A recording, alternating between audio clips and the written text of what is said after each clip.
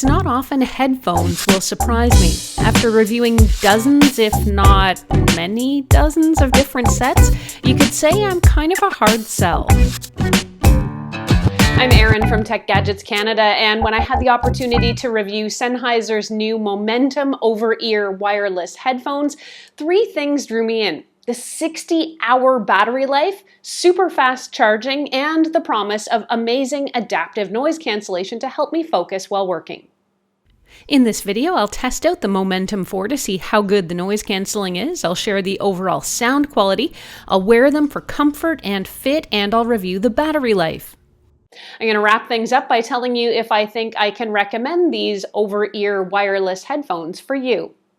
And really heads up, if you end up liking this video and finding it helpful, to please hit the like button and consider becoming a subscriber, since both those things help me keep making more videos that I hope everyone out there can watch, enjoy, and learn from. Sennheiser's Momentum 4 is the company's latest model, and it comes packed with both ANC or active noise cancelling technology and some high-end audio features that make it worth a closer look. For me, the design of these is nothing to write home about, but I'm not marking Sennheiser down for streamlined design either. They're simple, basic, and not going to raise any eyebrows. That's kind of the Sennheiser way, classically classy, you could say. The headphones are lightweight and don't clamp too tightly on my head, making them ideal for long listening sessions. Even so, they don't feel like they're going to fly off. The ear cups are buttery soft and squishy with nice soft foam. The band and the hard parts are made of polycarbonate, which gives them a combination of nice feel and, Sennheiser promises, durability. We'll get to the sound quality momentarily, but one of the main reasons you're probably looking at these headphones is for their active noise cancelling technology, which uses sound waves to block outside noise from bleeding in. There's also a transparency mode that reverses the noise cancelling properties and allows you to hear what's going on around you.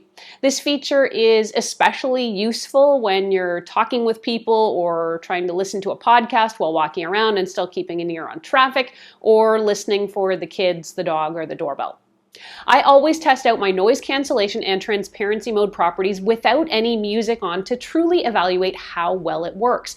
It's easy for headphones to hide external sounds behind a wall of noise or a wall of music, so silent listening is always my first test. I can say the noise cancelling is pretty good on its own. My gold standard at the moment for best noise cancelling are Apple's AirPods Max. While these are not quite as powerful at creating that cone of silence, they might come in a close second. Conversely, the transparency mode does an excellent job of letting sound in, so I can hear things like the doorbell or the dog wanting to go outside. You can use the slider bar in the app to adjust ANC and transparency mode to your personal preferences, or if you turn the adaptive noise cancelling feature on, the headphones will adjust as they need to keep sound bleed to a minimum. With music or other audio on, it's possible to really silence anything happening around you. I usually like lo-fi hip-hop for work or nature sounds when I really need to focus. Overall, the addition of the noise cancelling with my sound preferences created a really nice work cocoon. Okay, the factor that is probably equally as important to the active noise cancelling that you're paying good money for is the overall sound quality. Headphones like these should be well balanced, letting things like phone calls, podcasts, audio, and other vocals carry along the top.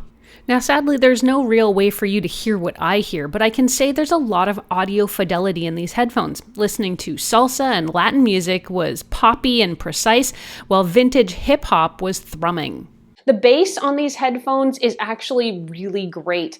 The headphones give you quite a bit of vibration and bump. I listened to a whole bunch of different music on these headphones over a few weeks of testing. I also used them with my MacBook computer for things like Zoom calls and phone calls. In short, everything sounded A+.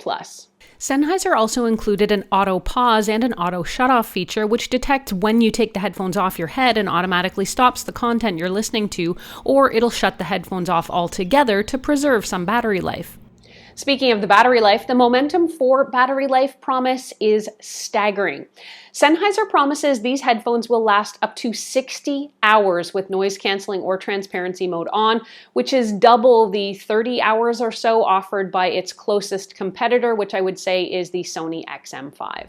Just think about that for a moment. If you use these headphones all day, every day at work, You could use them for more than a week and a half without needing to recharge them, or for frequent travelers, you could practically leave the charging cable at home.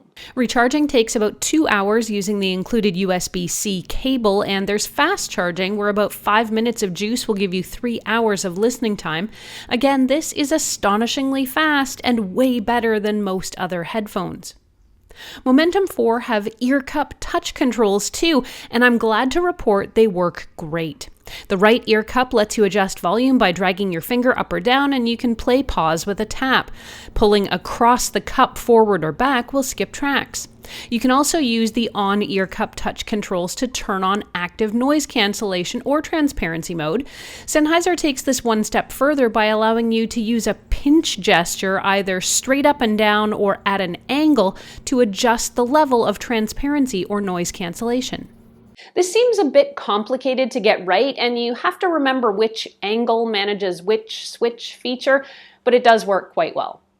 If you want a little more precision, you can download that Sennheiser Smart Control app like I mentioned. This is your control center over all the features of your new headphones, where you can view battery status, EQ settings, adjust that ANC or transparency level, as well as change your preferences like the on-ear detection and the auto power off delay. Let's talk about the connection options. One feature of the headphones I appreciate that I didn't really get a chance to use is that you can connect in multiple ways. You can hook up wirelessly, of course, or use the hardwired auxiliary or 3.5mm jack. There's also a 2-prong airplane adapter in case you want to plug in during a flight. Another feature I love, I could connect to both my phone and my tablet at the same time. Overall, these headphones are packed with every feature you could want and then some. Let's start with the pros. They are comfortable, they sound great, the battery life is absolutely stellar, and the charging is lightning fast. So what are the downsides?